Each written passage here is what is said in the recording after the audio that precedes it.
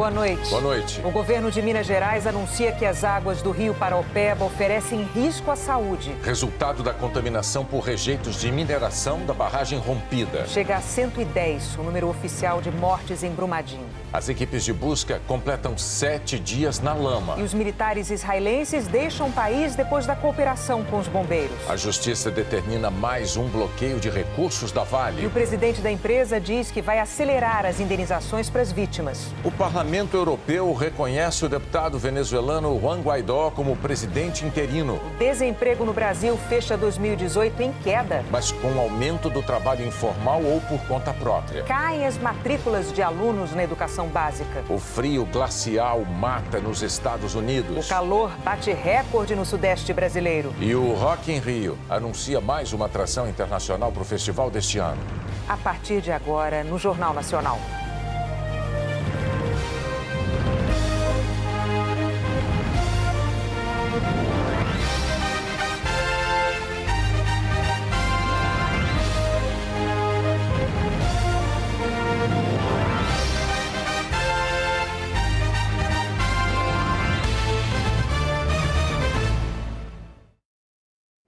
O governo de Minas Gerais anunciou hoje que as águas do rio Paraopeba oferecem risco à saúde. O rio foi contaminado pelos rejeitos de mineração que vazaram da barragem número 1 da Vale em Brumadinho. O G1, o portal de notícias da Globo, preparou uma animação que ajuda a entender como a região foi atingida desde a sexta-feira passada. A mina Córrego do Feijão faz parte do complexo de Paraopeba da Vale. Esse complexo de mineração era formado por 13 estruturas usadas para várias operações, como disposição de rejeitos, retenção de sedimentos, regulação de vazão e captação de água. A barragem 1, que estava inativa desde 2015, concentrava 12 milhões de metros cúbicos de rejeitos. Às 13 horas e 37 minutos de sexta-feira, 25 de janeiro, a Defesa Civil de Minas Gerais foi notificada sobre o rompimento dessa estrutura. Primeiro, a lama chegou até as construções da Vale, que ficavam logo abaixo das barragens. Na parte um pouco mais alta, ficavam as baias para veículos, as ferrovias que escoavam a produção e as estradas que iam até a parte administrativa da Vale. Exatamente nesta região ficavam os escritórios da empresa. Só que a estrutura foi varrida pela lama de rejeitos. Corpos e móveis do refeitório da Vale foram encontrados a cerca de 800 metros do local onde ele ficava. É lá que os bombeiros concentram as buscas por dezenas de funcionários que ainda estão desaparecidos. A lama continuou descendo e destruiu casas de um vilarejo perto da sede da Vale. Uma das construções atingidas foi a pousada Nova Estância, que era muito procurada por quem queria conhecer Inhotim. O corpo da dona dessa pousada, Cleusane Coelho Mascarenhas, foi identificado na segunda-feira. 2 dias depois, reconheceram os corpos do marido dela, Márcio Mascarenhas, e do filho do casal. A lama também destruiu uma das pontes da ferrovia que levava à mineradora. Um dos pilares foi derrubado pelos rejeitos da barragem. Foi ali que um funcionário da Vale filmou o momento do resgate de uma sobrevivente, pouco depois do desastre. E os danos não pararam por aí. O mar de lama invadiu fazendas e sítios na região. Plantações foram perdidas e animais ficaram atolados. Em casos extremos, quando não tinha jeito de resgatar os bichos na lama, eles foram sacrificados. Os rejeitos também arrastaram carros e outros veículos nas pequenas estradas que ligavam Brumadinho à Vale. 2 ônibus foram achados na lama. Num deles, os bombeiros encontraram os corpos de 10 vítimas. Em pouco mais de 2 horas do rompimento da barragem, a lama contaminada chegou ao leito do rio Paraopeba. A conclusão de que as águas do rio Paraopeba estão impróprias para consumo foi baseada nos primeiros laudos periciais. Hoje, pesquisadores começaram a medir a gravidade dos estragos no Paraopeba. A primeira coleta foi feita no ponto onde o rio havia sido bloqueado pelo rejeito da barragem da Vale. Ele está entre 0 e 4, então caracteriza uma baixa oxigenação. O nível de oxigênio é um dos 17 parâmetros que os pesquisadores da Fundação SOS Mata Atlântica estão analisando para calcular a extensão dos estragos no Paraopeba. Eles estão percorrendo um trecho de 356 quilômetros entre Brumadinho e a barragem de Três Marias, em Felixlândia. A expedição deve durar 2 dias. Hoje à tarde, o NTU, que é o índice que mede a turbidez da água, estava quase 100 vezes acima do aceitável.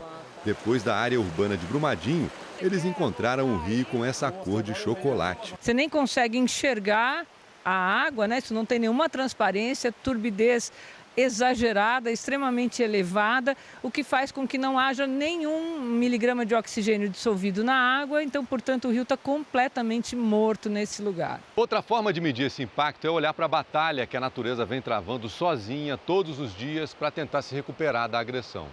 Esse ribeirão aqui, olha, um pequeno afluente do Paraopeba, insiste em lançar água limpinha aqui na margem. E é triste ver que, por enquanto, ele não tem a menor chance de mudar essa realidade. Batia a lanterna assim dentro do rio, só via os peixes grandão descendo rio abaixo morto. A lama pura, né? Nem pode falar que é água, né? As secretarias estaduais de Saúde, Meio Ambiente e de Agricultura de Minas afirmaram que resultados iniciais do monitoramento do rio Paraopeba mostram que há riscos à saúde humana e animal e, por segurança, não indicam a utilização da água para qualquer finalidade até que a situação seja normalizada. O governo do estado solicitou que a Vale forneça água potável aos locais prejudicados e pediu que pessoas que tiveram contato com a lama e que apresentarem sintomas como náuseas, coceira, vômito e diarreia procurem a unidade de saúde mais próxima. Nós já temos um estudo de comunidades e de pessoas que fazem essa captação de água diretamente no rio Paraopeba. Imediatamente, esse serviço deverá ser feito pela empresa Vale. A tristeza toma conta de quem vê o rio desse jeito, mas ainda há um fio de esperança. A Vale informou que deve terminar dentro de 3 dias a instalação das membranas no Paraopeba para segurar os rejeitos de minério na altura de Pará de Minas.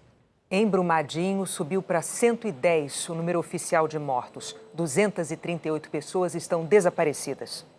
Os 136 militares enviados pelo governo de Israel para auxiliar nas buscas encerraram os trabalhos em Brumadinho nesta quinta-feira.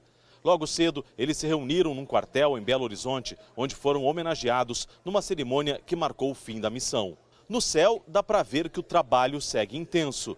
São 500 voos de helicóptero por dia, média de 1 a cada 3 minutos. Apesar de não termos aeroportos aqui na área de Brumadinho, nós estabelecemos zonas de pouso em campos de futebol, como se fosse um grande aeroporto. E outros voluntários chegaram hoje à área atingida. O trabalho de grupos como este é buscar pistas das vítimas em lugares menos perigosos. E o que tinha aqui? Mas é residente, uma rua aqui e plantação mesmo. Embaixo de uma rua.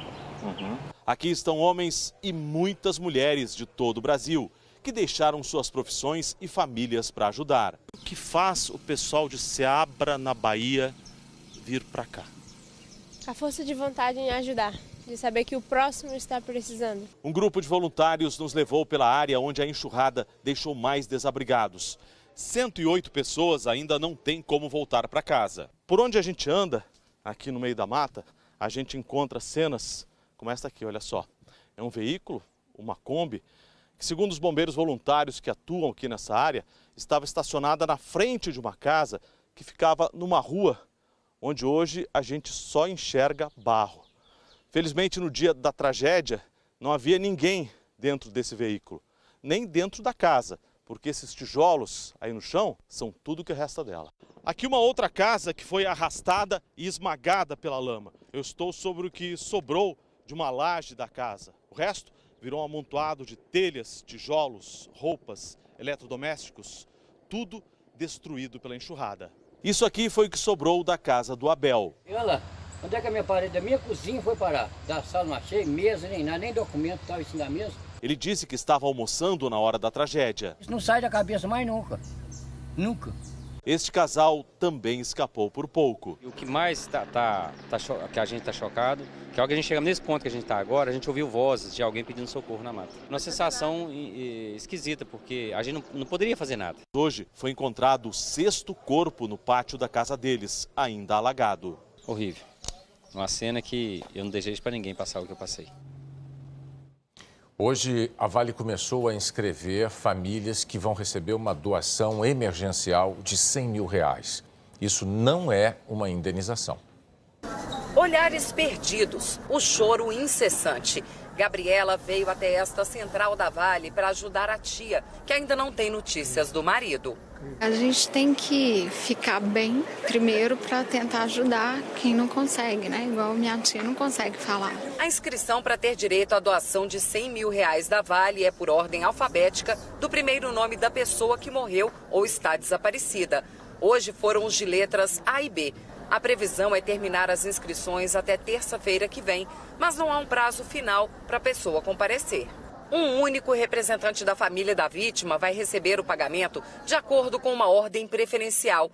Primeiro os responsáveis por filhos menores, depois marido, mulher ou pessoa que vivia em regime de união estável com a vítima. Em seguida, filhos e netos. E por último, mãe, pai e avós. O atendimento segue a lista da Defesa Civil de segunda-feira com 310 nomes de desaparecidos. Se a pessoa perdeu mais de um parente, a doação será por número de vítimas. Por exemplo, se forem 2 pessoas, R$200 mil. É preciso apresentar documentos que comprovem o parentesco. Oficiais de registro civil estão de plantão para agilizar a emissão de certidões de nascimento, casamento e outras. A partir desses postos organizados, critérios seguidos, contas bancárias estabelecidas, em até 3 dias esse dinheiro estará na conta. A doação não pode ser confundida com a indenização, que é um processo mais demorado. Mais de 3 anos depois da tragédia em Mariana, as famílias de 2 dos 19 mortos ainda não foram indenizadas e estão discutindo o caso na Justiça. As demais já receberam, mas ainda não foram reparados prejuízos de famílias que perderam casas, terrenos, além dos danos ambientais. Claudinete diz que as contas já estão chegando. A dona de casa dependia da renda do marido, operador de máquinas na mina, em Brumadinho. Ela conseguiu se inscrever. Tudo que ele fazia era para a família. Ele tinha as criações dele, as plantações dele, então eu quero tentar continuar com tudo, entendeu? No meio de tanta tristeza entre os atingidos, uma família viveu um momento inesquecível hoje. Ronan, de 14 anos, chegou em casa depois de 6 dias internado. Ele nadava num córrego, conseguiu se agarrar a um coqueiro e sair da lama. Foram 4 horas de agonia para a família. Fui nadando na lama até chegar na terra seca. Aí na que chegou na terra seca, eu descansei. Aí andei mais um pouquinho, descansei, dormi um pouquinho. Aí fiquei lá até meu irmão me achar. Eu espero que as outras famílias tenham oportunidade, ao menos de enterrar os parentes, porque eu teve uma hora que eu pensei que eu não tinha meu filho para enterrar, né? E graças a Deus está aqui comigo, né, Ronan? Nossa, é muita bênção, muita vitória. O presidente da Vale foi a Brasília discutir com a Procuradoria-Geral da República como acelerar o pagamento de indenização às famílias das vítimas. O encontro foi a pedido da Procuradora-Geral da República. 3 integrantes do movimento dos atingidos por barragens vieram para a reunião. A filha de Simone, que na época do rompimento do reservatório de Mariana tinha apenas 9 meses, sofre até hoje, segundo a mãe, por causa da contaminação por metais pesados. Já o sogro de Juliana é um dos desaparecidos da tragédia em Brumadinho. O coordenador do movimento cobrou eficiência no atendimento às vítimas. Os poderes têm que ter mais organização para atuar. Agora não tem mais desculpa, todo mundo tem experiência de Mariana. A gente espera que não se repita o que aconteceu em Mariana. Depois de ouvir os relatos, Raquel Dodge afirmou que a Vale não tem que esperar ações judiciais para reparar as vítimas. A solução extrajudicial, espera-se, deve ser mais rápida.